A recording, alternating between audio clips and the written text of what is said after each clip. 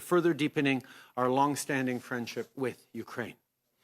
Pour beaucoup de gens, la longue fin de semaine a été l'occasion de faire des réunions de famille sur Zoom ou de passer du temps à l'extérieur.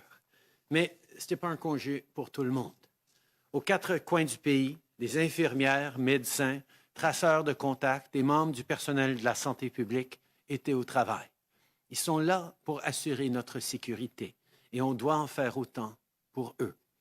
Ce qu'ils nous disent et ce que toutes les modélisations confirment, c'est que la situation est très préoccupante. Around the world, countries are facing a very serious third wave of this pandemic. And right now, so is Canada. This isn't the news any of us wanted, but hospitalizations are surging. ICU beds are filling up, variants are spreading, and even people who had convinced themselves they didn't need to be concerned are getting sick. Even if the sun is shining and the weather is getting warmer, COVID-19 isn't done with us yet. And that means we all have to hold tight a little longer. Later today, I'll speak to Premier Ford about the situation in Ontario. I know we'll talk about what the spike in cases means for hospitals and the importance of vaccinating as many people as possible as quickly as possible. We'll continue working together to keep Ontarians safe and support people and businesses through this next wave. On that note, I'll also be speaking to all premiers tomorrow about our continued and shared work to protect and support all Canadians right across the country. Tant qu'on n'aura pas vacciné le plus grand nombre de personnes possible, il faudra continuer à se protéger les uns les autres en suivant les conseils de santé publique. Un peu partout, dépendamment de l'augmentation ou de la diminution du nombre de cas, les règles devront être modifiées. L'Ontario, la Colombie-Britannique et le Québec ont déjà fait le choix difficile mais nécessaire de prendre des mesures plus strictes pour freiner la montée en flèche des cas. C'est pas facile et on sait que les mesures vont peut-être devenir encore plus strictes, mais c'est ce qu'il faut faire. On fait ça pour sauver des vies. We need to flatten the curve to save lives. To young people, you've made tremendous sacrifices over the past year to protect your parents, grandparents, and the heroes on the front lines. Thank you. You are saving lives. We need you to keep doing this a while longer. If you can stay home, please do. And to frontline workers, I know you're tired, exhausted. I know you're really scared about what the coming weeks could bring because you're seeing the seriousness of these new variants and the spike in cases. You have done an unbelievable job over the past year. Know that we will continue to be there for you, and we will get through this together. If you need to take time off because you're sick or self-isolating, we've made sure the Canada Recovery Sickness Benefit is still there for you and any worker who needs it. In fact, we've added 2 more weeks to that benefit. Go to canada.ca to see how you can qualify because no one should be going to work sick right now. Of course, if you need PPE on the job, we're continuing to get you that. And above all, we're working around the clock to get vaccines delivered. Vous connaissez probablement des gens qui ont reçu leur première dose, ou peut-être l'avez-vous reçue vous-même. Vous savez donc que chaque dose compte. On a déjà livré plus de 10 millions de doses de vaccins aux provinces et aux territoires. On n'a pas seulement atteint notre objectif pour mars, on l'a largement dépassé. Et à partir de maintenant, les doses vont continuer d'arriver de plus en plus vite. Ce mois-ci et le mois prochain, on va recevoir plus d'1 million de doses par semaine de Pfizer seulement, en plus des livraisons de Moderna et AstraZeneca. Plus tard ce mois-ci, Janssen va aussi commencer à livrer son vaccin au Canada. Et comme je l'ai dit la semaine dernière, Pfizer a confirmé qu'ils allaient devancer 5 millions de doses pour juin. Ces doses étaient prévues pour la fin de l'été. On va maintenant les recevoir plus tôt. La ministre Anand et son équipe, ainsi que l'Agence de la santé publique du Canada, travaillent sans relâche pour devancer et coordonner les livraisons. On fait tout ce qu'il faut pour que les vaccins puissent être administrés le plus rapidement possible. Our government is delivering over 1 million doses a week to the provinces and territories, and we'll keep making sure these vaccines get to people as quickly as possible. As Deputy Prime Minister Freeland announced, we're providing additional support to the provinces and territories for their pressing needs on vaccine rollout. The federal government has paid for the vaccines, and we're happy to continue to help with more resources as needed. Because this is no time to go back and forth over who should pay for what. This is the time to do everything we can together to get as many people vaccinated as soon as possible. From day one, beating COVID-19 has been a Team Canada effort. Last summer, we delivered $19 billion through the Safe Restart Agreement to support the provinces and territories on what Canadians needed to get through this crisis. That money has helped with everything from additional staff at seniors' homes in Alberta, to modeling in BC to help keep communities safe, to mobile testing in Nova Scotia to reach rural areas. Today, we're delivering on the final installment for that Safe Restart Agreement. Our priority is for funding to go where it's needed most, whether it's for patients in hospitals, PPE for essential workers, or COVID-19 testing and screening for people on the front lines. Tout comme le premier versement, l'investissement de 700 millions de dollars annoncé aujourd'hui dans le cadre de l'accord sur la relance sécuritaire permettra d'assurer la sécurité des gens et d'aider les familles et les petites entreprises à traverser cette tempête. De tout l'argent investi au Canada pour lutter contre cette pandémie, 8 dollars sur 10 provient du gouvernement fédéral. On veut aider les gens à traverser cette crise et faire en sorte que notre pays soit en bonne position pour rebâtir en mieux. Before I end this morning, I want to take a moment to recognize that this will be an especially difficult day for a lot of people. It's now been 3 years since the terrible Humboldt Broncos crash. Today, we remember 16 people taken from us much too soon. And as we do, we stand with the families, friends, and teammates whose lives were changed forever. To people grieving across the country, we're thinking of you. I can only imagine how hard it is for you not to be able to gather on this day. And to everyone who continues to recover and rebuild, your strength is remarkable. Every day, all Canadians stand with you. Merci. Je vais maintenant céder la parole à la docteure Tam. Teresa.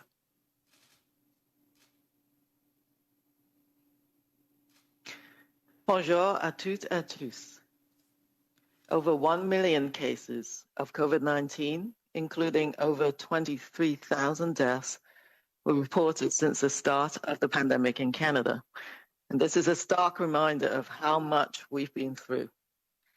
With more contagious variants driving epidemic growth in many areas of Canada, we know this virus is not going out with a whimper. But our vaccine response is getting stronger every day, and we will get through this pandemic together. Just yesterday, we marked the milestone of delivering 10 million COVID-19 vaccines to provinces and territories. Over the past week, on average, there have been almost 6,100 new cases and 31 deaths reported daily. With an ongoing increase in severe and critical illnesses placing a heavy strain on the health system in many places, it is clear that community-based restrictions will be needed a while longer. Last week, an average of almost 2,400 people with COVID-19 were being treated in our hospitals each day, representing a 4% increase over the previous week. This includes over 780 people in intensive care units, which is a weekly increase of 18%. With increasing rates of infection, we are seeing a greater number of younger adults with COVID-19 being treated in hospital. This is a reminder that COVID-19 can impact people of all ages, and severe illness can occur at any age. Variants of concern are contributing to the current resurgence. The B.1.1.7 variant is known to cause more severe illness and increase the risk of death. Of the over 15,000 variants of concern cases reported to date across Canada, the B.1.1.7 variant continues to account for over 90% and has likely replaced the original virus in some locations. A significant increase in the number of cases of the P1 variant is also cause for concern. Cases due to this variant rose from about 460 cases a week ago to now 857 cases reported in Canada, with the majority of these reported by British Columbia and Ontario to date. Early evidence suggests that the P1 variant may reduce the effectiveness of vaccines, making it even more important to control its spread. With variants of concern posing new challenges in different locations across the country, now is not the time to travel across the regions for recreational reasons. Limit your travel to essential trips only to do your part to stop spread. Tomorrow marks World Health Day, bringing attention to a specific health concern common to many people around the world. This year's theme, Building a Fairer, Healthier World, serves to remind us of the inequitable impact that COVID-19 has had for many people in Canada and around the world. It also challenges us to ensure that our pandemic response prioritizes interventions that will support good health and safe recovery. Building in actions to address inequities in our response makes us stronger and more united. I know that we're all tired and looking forward for a break, but now is not the time to let down our guard or travel for recreational purposes. Please continue to follow local public health recommendations, stick to the safer habits we've learned, and get a vaccine when it's your turn. The bottom line is no one is protected until everyone is protected. Thank you. Bonjour à toutes et à tous.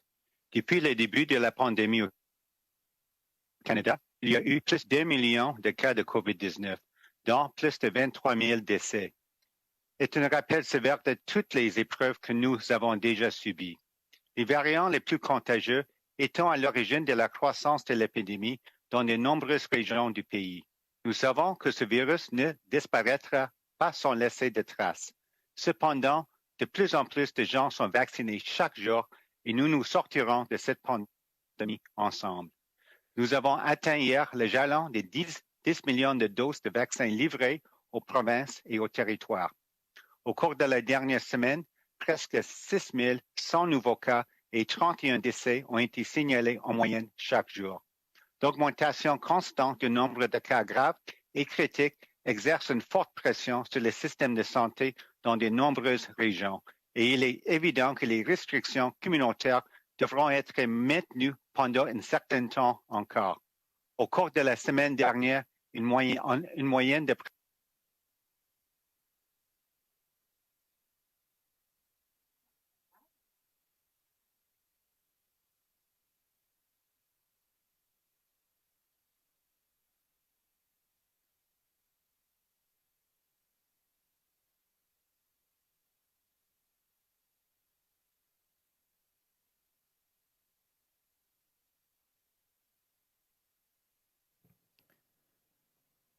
Okay, while we wait for the technical issues with Dr. New, let's open the questions for media. nous rappelle que la COVID-19 peut toucher des personnes de tout âge et que les personnes de tout âge peuvent tomber gravement malades. Les variants préoccupants y contribuent. Nous savons que le variant B.1.1.7 peut rendre les personnes plus gravement malades et augmenter le risque de décès. Parmi plus de 15 000 cas de variants préoccupants signalés à ce jour au Canada, le variant B.1.1.7 continue de représenter plus de 90% des cas et a probablement remplacé le virus initial à certains endroits. Nous sommes également préoccupés par l'augmentation importante du nombre de cas du variant P1. Le nombre de cas de ce variant est passé de 460 il y a une semaine à 857 en ce moment au Canada, dont la majorité de ces cas ont été signalés en Colombie-Britannique et en Ontario. Les récentes données probantes indiquent que les vaccins pourraient ne pas être aussi efficaces contre le variant P1, ce qui rend le contrôle de sa propagation encore plus important. Puisque le variant préoccupant pose de nouveaux défis dans diverses régions du pays, ce n'est pas le temps de se déplacer dans d'autres régions pour des raisons de loisirs. Limitez vos déplacements à ceux qui sont essentiels pour contribuer à arrêter la propagation. Demain sera la Journée mondiale de la santé, qui vise à sensibiliser la population à un problème de santé particulier commun à de nombreuses personnes dans le monde. Le thème de cette année, pour un monde plus juste et en meilleure santé, met en évidence les inégalités des conséquences que le COVID-19 a eues sur un grand nombre de personnes au Canada et dans le reste du monde. Il a également comme objectif de nous mettre au défi de garantir que notre réponse à la pandémie privilégie les interventions qui favoriseront une bonne santé et un rétablissement sûr. Les mesures concrètes prises pour combattre les inégalités dans notre réponse nous rendent plus forts et plus unis. Nous savons que nous sommes tous fatigués et que nous voulons une pause, mais ce n'est pas le temps de tout laisser tomber et de voyager pour des loisirs. Veuillez continuer à suivre les recommandations de santé publique locale, à vous en tenir aux habitudes plus sûres que nous nous sommes créées et faites-vous vacciner lorsque ce sera votre tour. Rappelons-nous que personne n'est protégé tant que tout le monde n'est pas protégé. Merci. Thank you, Dr. New. We'll now turn to questions from media. We'll start on the phone. One question, one follow-up. Operator. Thank you. Merci. Please do not hesitate to press star 1 on your device's keypad. N'hésitez pas à faire étoile 1 sur votre appareil. Première question, Marie Vastel, Le Devoir. À vous.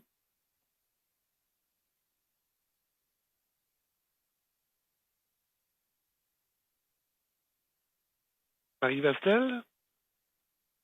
Oui, bonjour, vous m'entendez? Ben, je m'entends en écho, donc vous devez m'entendre, j'imagine. Je ne sais pas si ma question est pour vous, M. Trudeau, mais peut-être que la ministre Haïdou voudra rajouter quelque chose.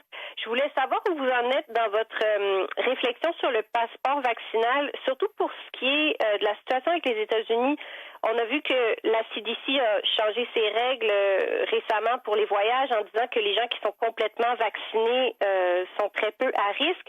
Il y a beaucoup de pression, on le sait, des deux côtés de la frontière pour ouvrir la frontière avec les États-Unis, du côté de gens qui ont une famille, des membres de leur famille qui sont séparés ou du côté des entreprises. Donc, est-ce que vous comptez assouplir les règles pour les gens qui sont complètement vaccinés, ne serait-ce qu'avec les États-Unis, puisque la question va bientôt se poser, là, comme la vaccination avance très rapidement au sud de la frontière? Non, merci pour la question, Marie. Je sais qu'il y a plein de gens qui pensent à ce qu'ils pourraient faire cet été, à reprendre des voyages, des visites de famille, mais on n'est pas là encore, évidemment. On est dans une troisième vague qui est extrêmement sérieuse et les gens doivent faire énormément attention pendant les semaines à venir pour vraiment aplatir la courbe. C'est la grande priorité. Évidemment, on espère tous pouvoir rouvrir les frontières et recommencer à voyager dans les mois à venir. On va continuer de travailler avec nos partenaires aux États-Unis et à l'international pour veiller à ce que ce soit fait comme il faut.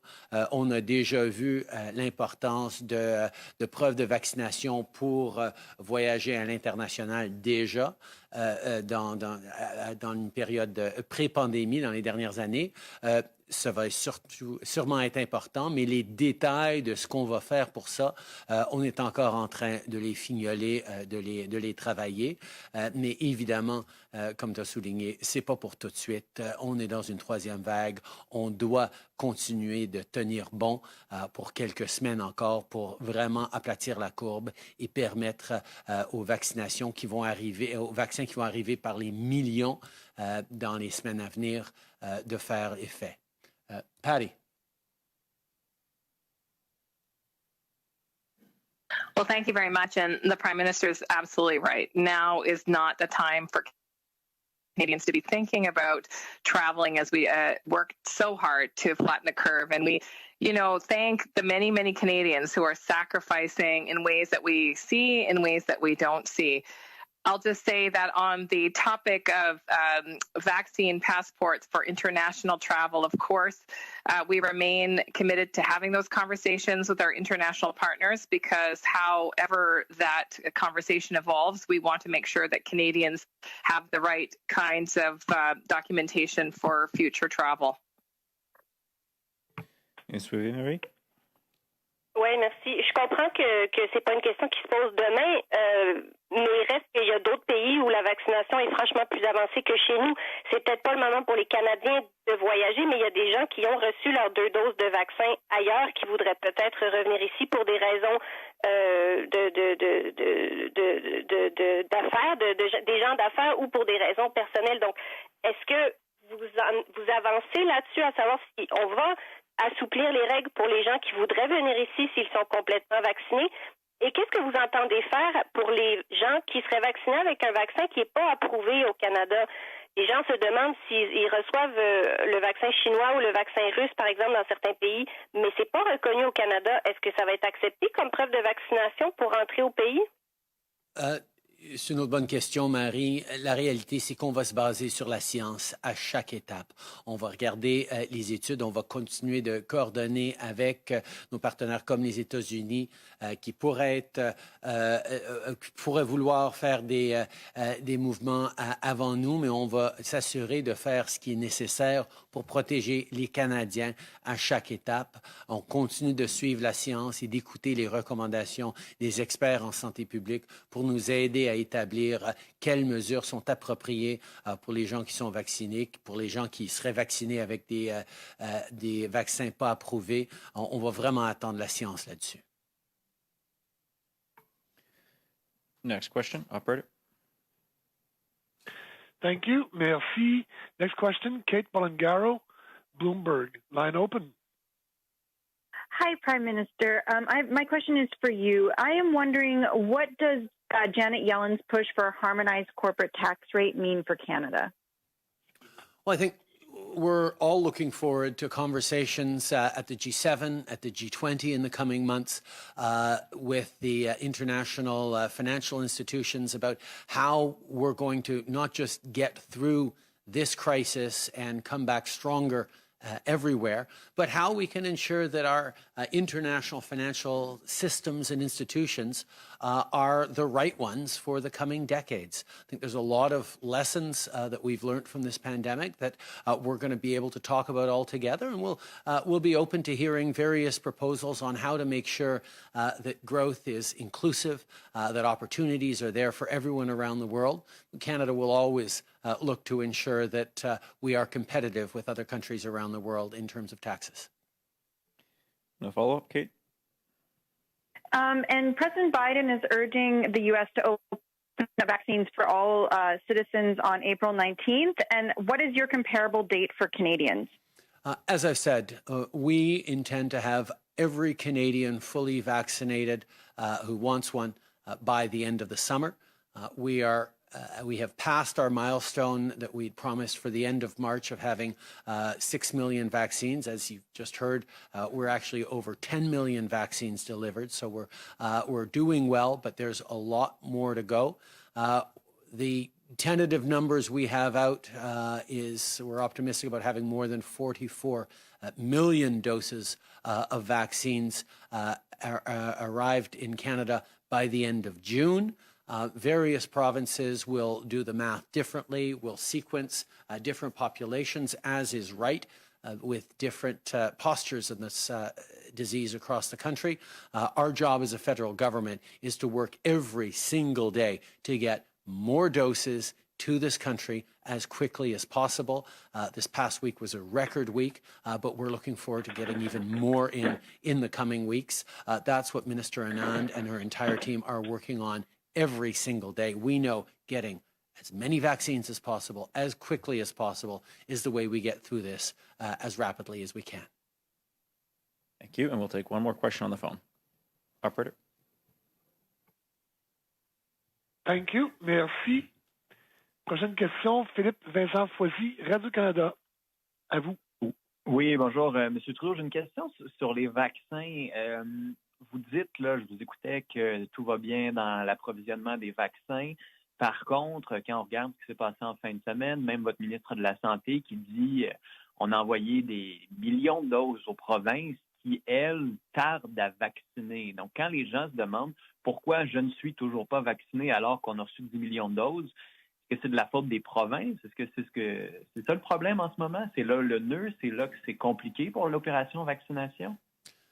Je pense que les gens voient bien qu'on a livré énormément de vaccins au cours de la dernière semaine et on va continuer à en livrer énormément. C'est ça la responsabilité du gouvernement fédéral, d'obtenir des doses de l'international, de payer pour ces doses et de les envoyer aux provinces. Mais évidemment, comme tu soulignes, on va être là pour aider les provinces à les administrer le plus rapidement possible s'ils ont besoin de notre aide. Philippe? Oui, qu'est-ce que ça veut dire, ça, dans le concret? Vous pourriez les administrer concrètement. Qu'est-ce que ça veut dire, cette phrase-là? Puis aussi, les gens regardent les millions de doses et disent, moi, je ne suis pas vacciné. Comment ça se fait? Je pense que les gens reconnaissent qu'on doit tous accélérer le processus de vaccination et ça se fait quand on a des livraisons de plus d'1 million de doses de Pfizer par semaine, ce qui est prévu pour les semaines à venir, beaucoup de doses de Moderna, d'AstraZeneca, bientôt de Janssen qui va commencer à arriver au Canada aussi. Nous allons continuer de faire notre travail pour assurer la livraison de plus en plus de doses à travers le pays. Mais si les provinces ont besoin de ressources additionnelles, d'aide additionnelle, on va être là avec les ressources pour s'assurer que ces vaccins soient administrés le plus rapidement possible. Prime Minister, it's Annie Bergeron Oliver with CTV National News. It's been reported that there will soon be about 90 million doses of AstraZeneca sitting unused in the United States because the FDA has not yet approved AstraZeneca. Do you think it's right that the Americans are sitting on tens of millions of vaccines they can't use? And do you intend on asking President Biden for some of these doses to be delivered to Canada immediately? We have continued to engage in conversations with partners around the world, including the United States, about getting more doses quickly. We recognize that the United States has actually already sent us 1.5 million doses of AstraZeneca, which arrived last week, and are looking at ensuring that their closest partners and neighbors, for economic reasons and for reasons of family and proximity, get vaccinated as quickly as possible. We continue in those conversations with them, and we're hopeful that we'll all be able to get through this quickly.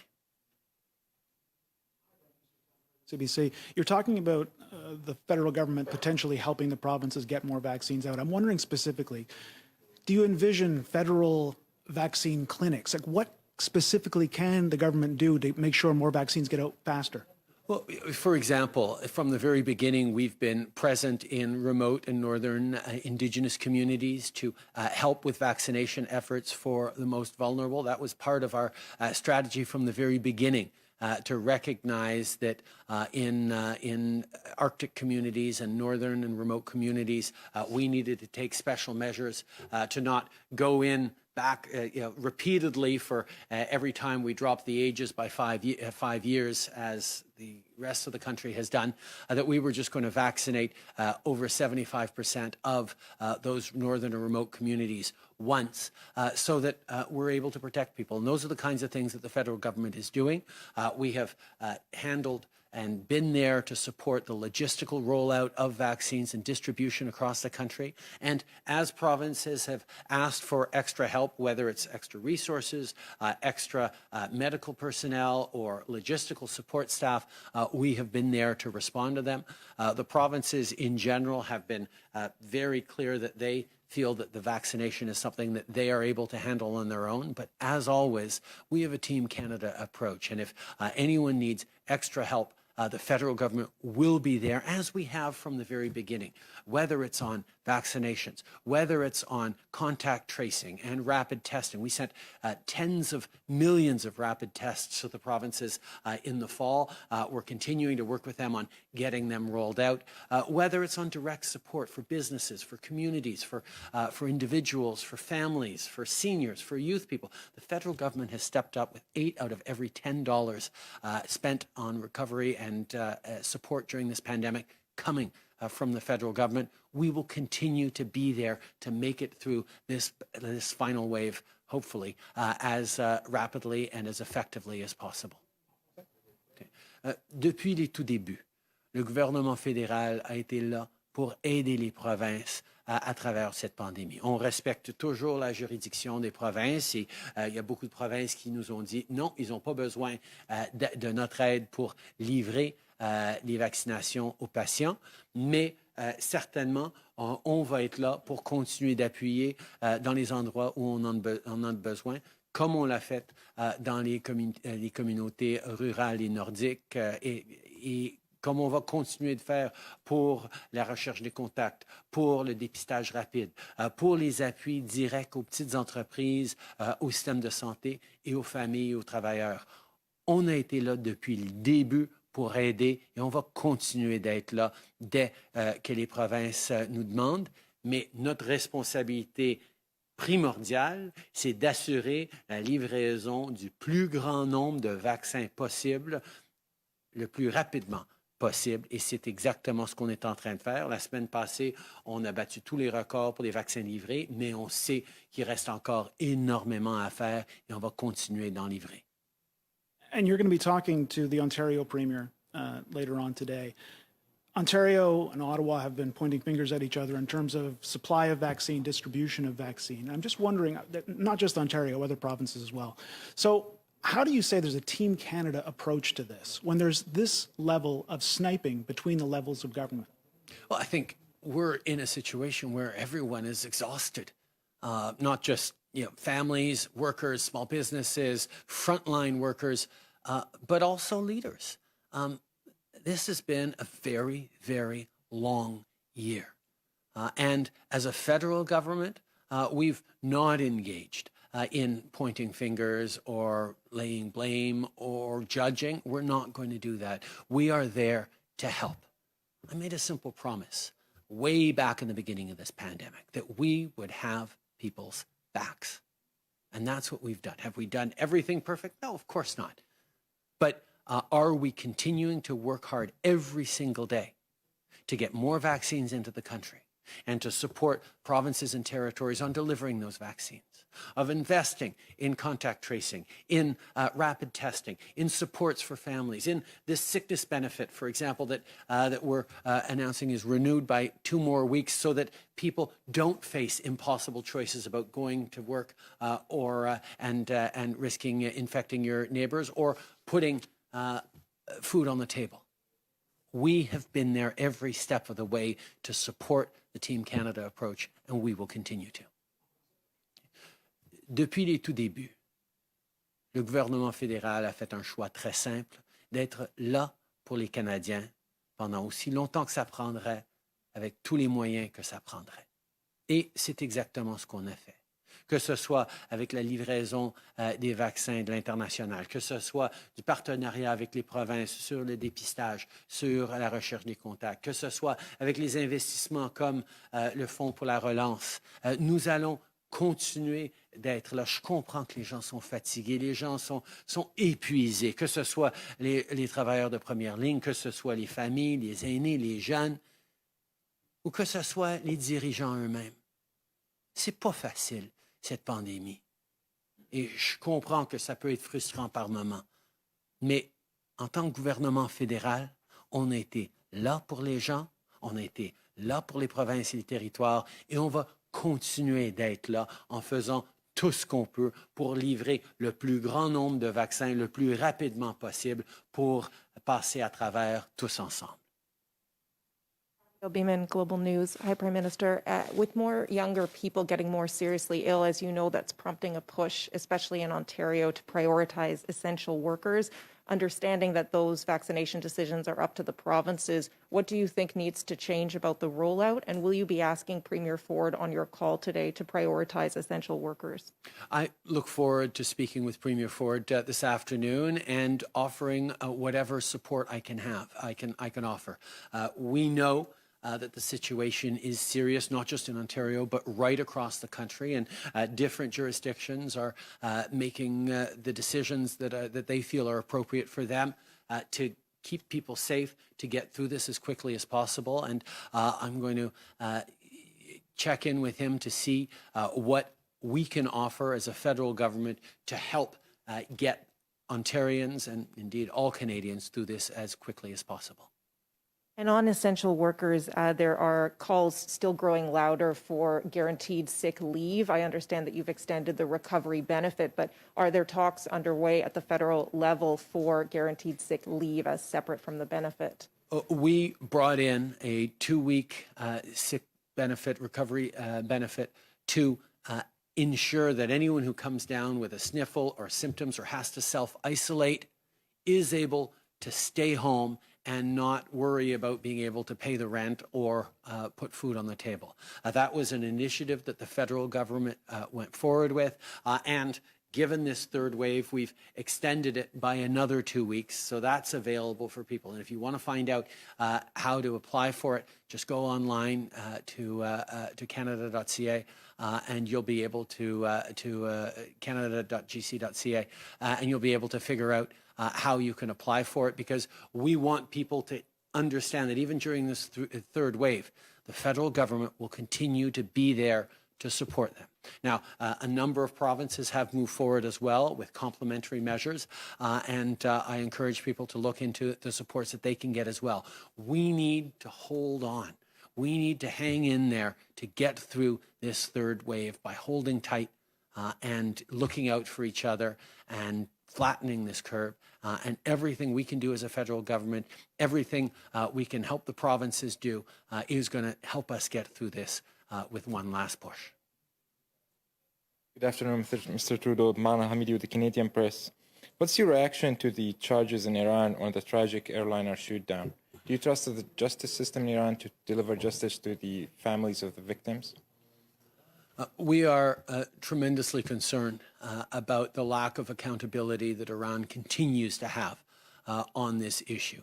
The lack of transparency, the lack of a full and total investigation means that Canada, along with our fellow countries in the International Contact Group, will continue to put pressure on Iran to deliver true accountability and justice, compensation for the families. I spoke this morning with President Zelensky about the ongoing criminal trial and got an update on that. We will continue to work with the international community, work to reform international aviation standards, and mostly work to make sure that the families that I had the opportunity to meet with and sit down with, who continue to be heartbroken and will for the rest of their lives on the losses of these loved ones, get closure, get compensation, and mostly get justice from Iran. Thank you. That concludes the time the Prime Minister has. The doctors and ministers will still be around for questions in just a moment.